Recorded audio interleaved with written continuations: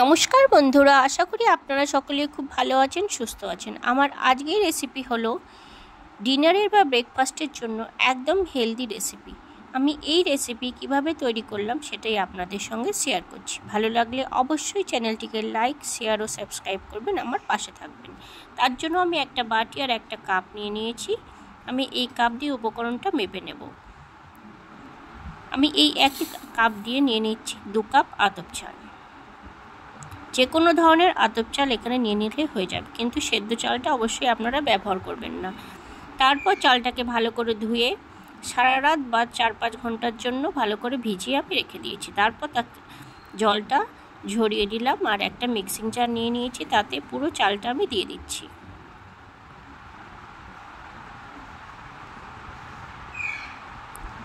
পুরো চালটা দিয়ে দেওয়ার পর তারপর দিয়ে দিচ্ছি 1/2 ইঞ্চি পরিমাণে আদা কুচি,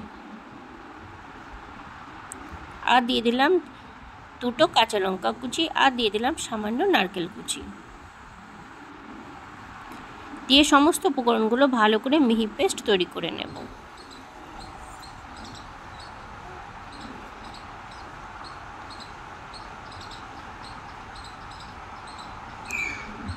তার সাথেই আমি তৈরি করে দেখাবো টমেটো, পেঁয়াজ আর রসুনের চাটনি। তার জন্য টমেটো আর পেঁয়াজ সমান সমান মাপের আমি কেটে নিয়েছি, 2টো টমেটো আর 2টো পেঁয়াজ, আর নিয়ে নিয়েছি 3 কোয়া রসুন।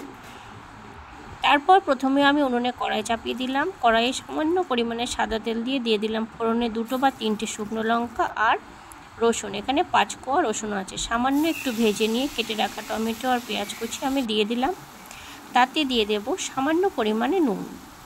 নুনটা দিয়ে ঢাকা দিয়ে টমেটো পেঁয়াজটা খুব ভালোভাবে নরম করে নেব, যাতে চাটনির জন্য পেস্টটা তৈরি করার সময় কোনো রকম দানা দানা ভাব না থাকে। সেই জন্য ঢাকা দিয়ে খুব ভালোভাবে নরম করে নিয়ে ঠান্ডা হতে রেখে দেব। যতক্ষণ পর্যন্ত চাটনির উপকরণগুলো ঠান্ডা হয়, তার ফাঁকে আমি চালের মিশ্রণটা পেস্ট করে নিয়েছি আর পুরোটা একটা পাত্রে আমি ঢেলে দিলাম।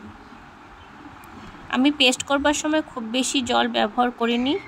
পাত্রে ঢালবার পর তারপর আমি যতটা প্রয়োজন হয় আমি সেই মাপে জলটা দিয়ে একটা পাতলা ডো তৈরি করে নেব। তাতে সামান্য পরিমাণে নুন দিয়ে প্রয়োজন মতো জল দিয়ে আমি একদম পাতলা আকারের একটা ব্যাটার তৈরি করে নেব। আপনারা সকলেই জানেন চালটা অনেকক্ষণ ফোলে আর অনেকটা সময় যত থাকবে তত ঘন হয়ে যাবে। সেই জন্য জলের পরিমাণটা একটু বাড়িয়ে দিয়ে ভালো করে ঢাকা দিয়ে রেখে দেবো। তার ফাঁকে আমি চাটনির জন্য যে পেঁয়াজ টমেটোটা ভেজে রেখেছিলাম সেটা পেস্ট করে একটা পাত্রে নিয়ে নিয়েছি, আর তাতে ফোড়নের জন্য উনুনে কড়াই চাপিয়ে দিয়েছি। দিয়ে দিলাম 1 চামচ মতো সর্ষের তেল। তেলটা ভালো করে গরম হয়ে গেলে দিয়ে দেব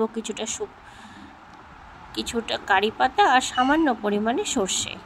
দিয়ে ভালো করে ফোড়নটা ভাজা হয়ে গেলে সেই পাত্রে আমি ঢেলে দেব। আমি চাটনির মধ্যে সমস্ত ফোড়নটা ঢেলে দিলাম।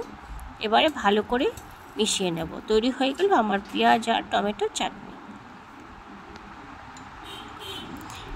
এই চাটনিটা তৈরি করবার পর 1 সপ্তাহ পর্যন্ত ফ্রিজে রেখে সমস্ত কিছু পরোটা, লুচির সাথে সার্ভ করা যায়।